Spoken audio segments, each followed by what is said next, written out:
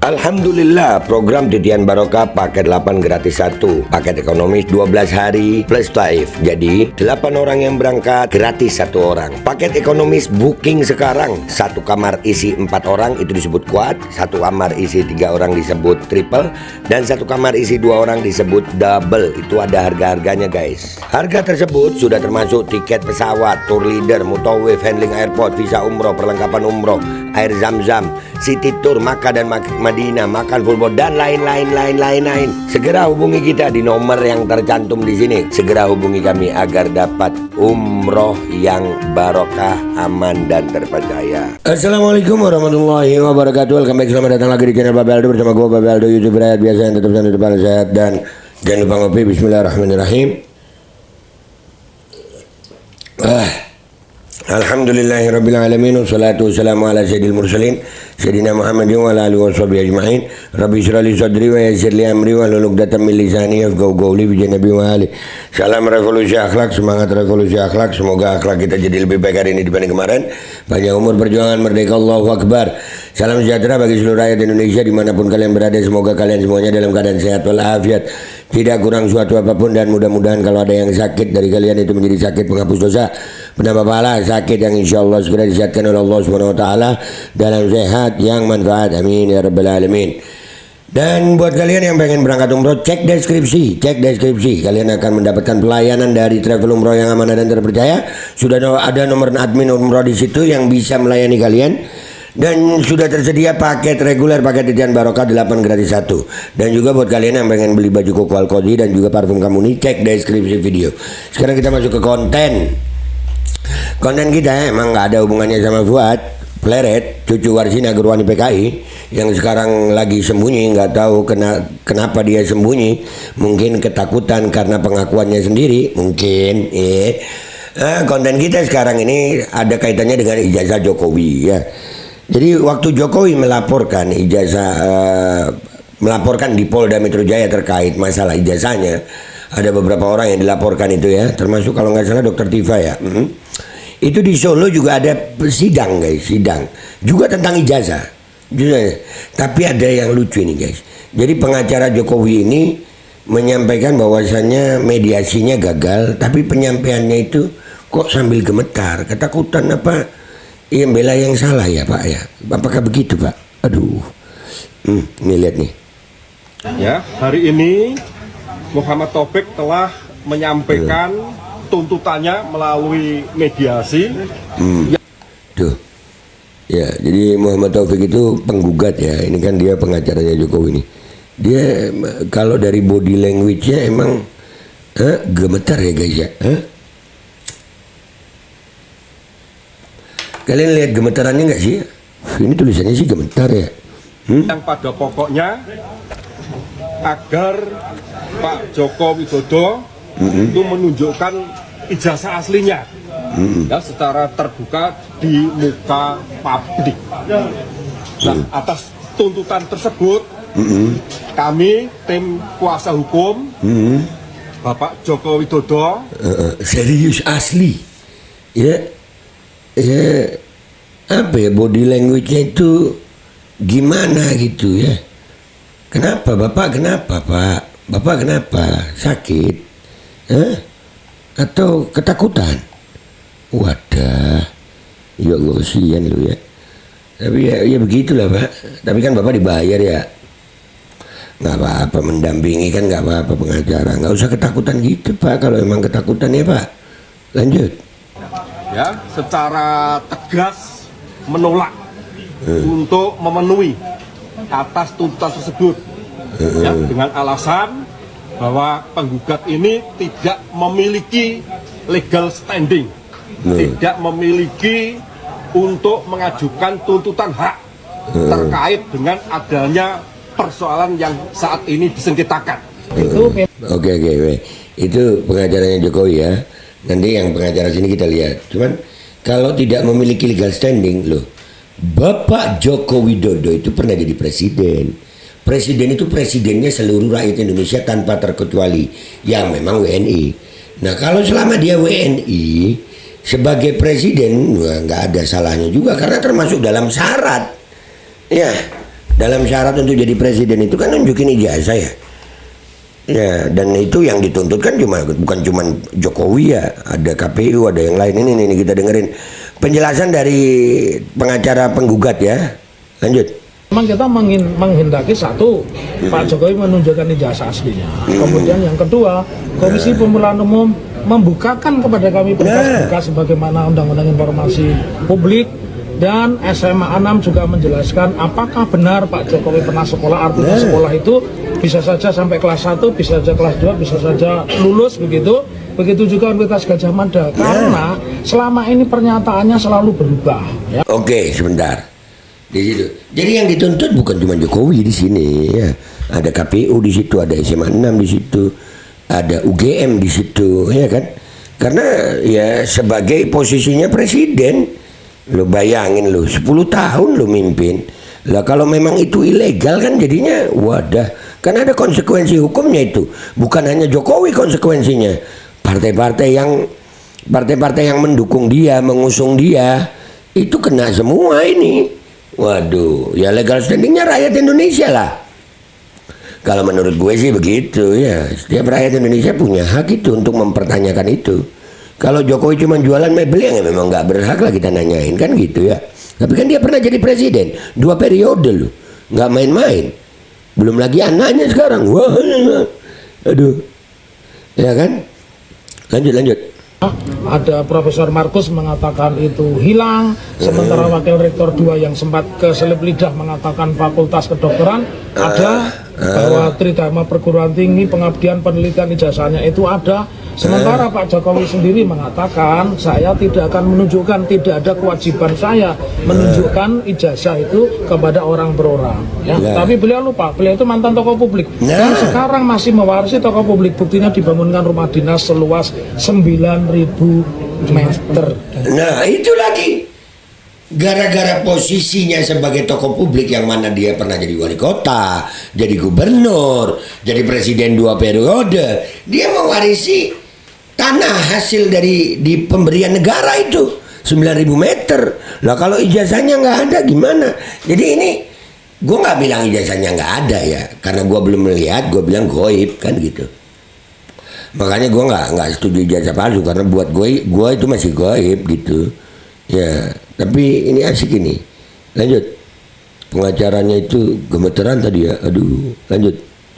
Iya ya. Pak, jika mediasi ini gagal, langkah hukum apa Pak? Ya, langkah hukumnya tentu persidangan berlanjut pembuktian ya. Ya, jadi kami ini ibarat main bola mau 5-4-1 siap ya toh, atau 9-1 yang 9 di belakang di gawang, pemain depannya cuma 1, kami siap. Ini sebuah kenaifan. Jadi kalau Pak Jokowi bersikeras tidak datang, ya kami berpikir memang tidak ada ijazah itu. Nah ya itu. Dan ini apa ya, kalian lihat ya, raut wajah, body language dari pengacara Jokowi dan pengacara ini itu beda jauh. Ini tenang banget gitu ya, nggak kelihatan kayak yang gimana gitu. Mungkin pengacaranya ya merasa udah dibayar mahal mungkin ya, tapi ya gelagapan. Lanjut. Dan masyarakat pun juga seperti itu. Iya, ini saya banyak menerima, alhamdulillah ya, dari saya tidak akan sebut, tapi ada dari Dewan Gereja, dari pendeta, dari ormas, bahkan dari mantan hakim agung, ya, mantan petinggi polisi itu mengatakan ini pengadilan itu adalah tempat yang paling ilmiah di sebuah negara demokrasi bagi siapa yang ingin membuktikan keadilan, membuktikan kebenaran. Nah, kalau sudah ada tadi reserve atau cadangan bahwa beliau tidak akan hadir karena menyerahkan kepada kuasa hukumnya, menurut saya itu pemahaman yang keliru. Ini bukan laka lantas. Kalau laka lantas atau ini pabrik yang pilot boleh diwakili kuasanya karena substansinya adalah uang. Tapi di sini adalah substansinya adalah tentang kebenaran. Dan ini akan menjadi catatan sejarah. Masa bangsa yang punya Mahkamah Konstitusi, bangsa yang punya ribuan doktor, bangsa yang punya ribuan profesor, tidak mampu menyelesaikan ijazah ya. Jadi kami mewakili banyak kepentingan ini di kami ini ada mantan hakim, mantan petinggi polisi ya, kemudian tokoh-tokoh agama, bahkan ada beberapa dari pendeta itu ya, itu mengatakan kepada saya ini sebuah persoalan yang harus diselesaikan dan pengadilan adalah tempat yang paling terhormat di mana seseorang itu menentukan haknya ya. Nah, ini pengacara yang tadi udah ya. Jadi ya guys ya, udah jelas banget di sini kalau dari body language pengacaranya Jokowi gimana, pengacara yang penggugat gimana, dan masalah ijazah ini ya sebetulnya masalah sepele, yaitu yang bikin ribet Jokowinya sendiri, tinggal nunjukin aja. Bahkan ini kayaknya nih ya, kayaknya Jokowi lagi pusing berat ini. Kenapa? Selain ijazahnya dia ini, dia menghadapi dua nih. Yang pertama dia sebagai pelapor, yang kedua dia sebagai tergugat di sini ya. Ya kan, atau kebalik. Yang pertama dia sebagai tergugat, sekarang pelapor. Wah, dua sidang dong. Nah, ini pembuktiannya gimana nanti? Ini bakal rame nih guys. Oke, itu aja. Tapi kita nggak lupain sih Fuad Pleret Cucu Warsina Geruan PKI yang ngaku sendiri ini, kita nggak bakal lupain itu. Kita bahas, oke? Semuanya sehat-sehat, tetap semangat. Emang ya bangsa sebesar Indonesia banyak ribuan doktor, profesor, pengadilan. Masa iya diacak-acak sama satu perkara ijazah Jokowi doang, sama satu orang Jokowi doang? Ah, masa begitu? Gua Babel Aldo, YouTuber rakyat biasa, pamit dulu, sampai jumpa di konten gua berikutnya. Wabillahi taufiq wal hidayah, waridhaw wal inayah, wal afu minkum. Assalamualaikum warahmatullahi wabarakatuh. Iya, gemetaran guys. Gemetaran kenapa Pak? Ketakutan kenapa Pak? Waduh.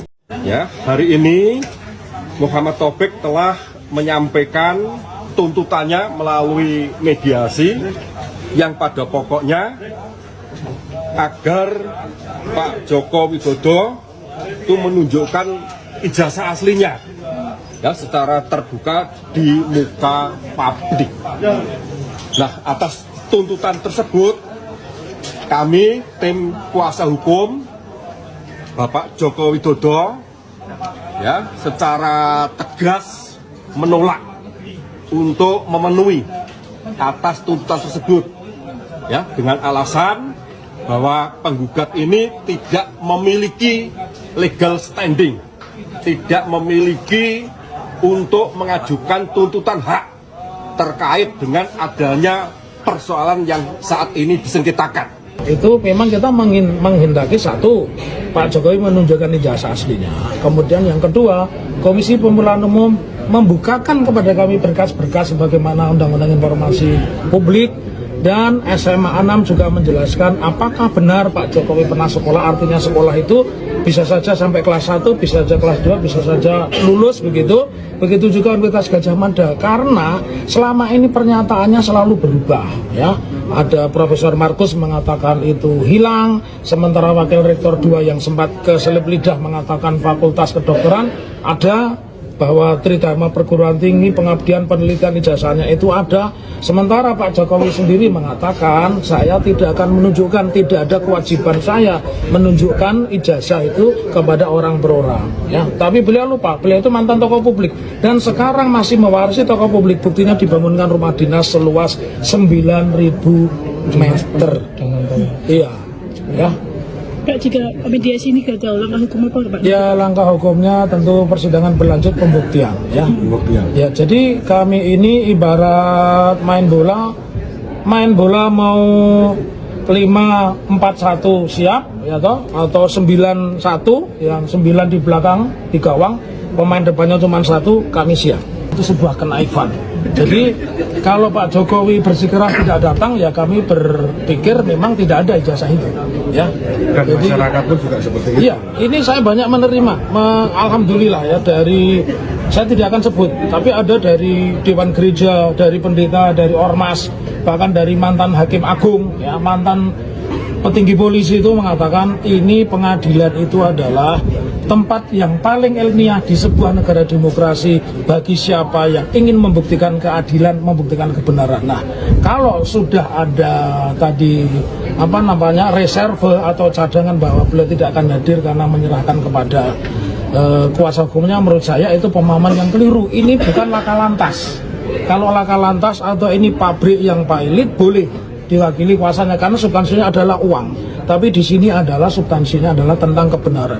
Dan ini akan menjadi catatan sejarah. Masa bangsa yang punya Mahkamah Konstitusi, bangsa yang punya ribuan doktor, bangsa yang punya ribuan profesor tidak mampu menyelesaikan ijazah ya. Jadi kami mewakili banyak kepentingan ini di kami. Ini ada mantan hakim, mantan petinggi polisi ya. Kemudian tokoh-tokoh agama, bahkan ada beberapa dari pendeta itu ya, itu mengatakan kepada saya ini sebuah persoalan yang harus diselesaikan, dan pengadilan adalah tempat yang paling terhormat di mana seseorang itu menentukan haknya ya. Al-Qodi kembali hadir. Baju koko kesayangan Anda kini sudah tersedia kembali. Untuk pemesanan hubungi nomor di atas. Dengan desain yang semakin modern dan bahan yang semakin nyaman, Al-Qodi siap menemani ibadah dan aktivitas sehari-hari Anda. Dapatkan koleksi terbaru Al-Qodi sekarang juga.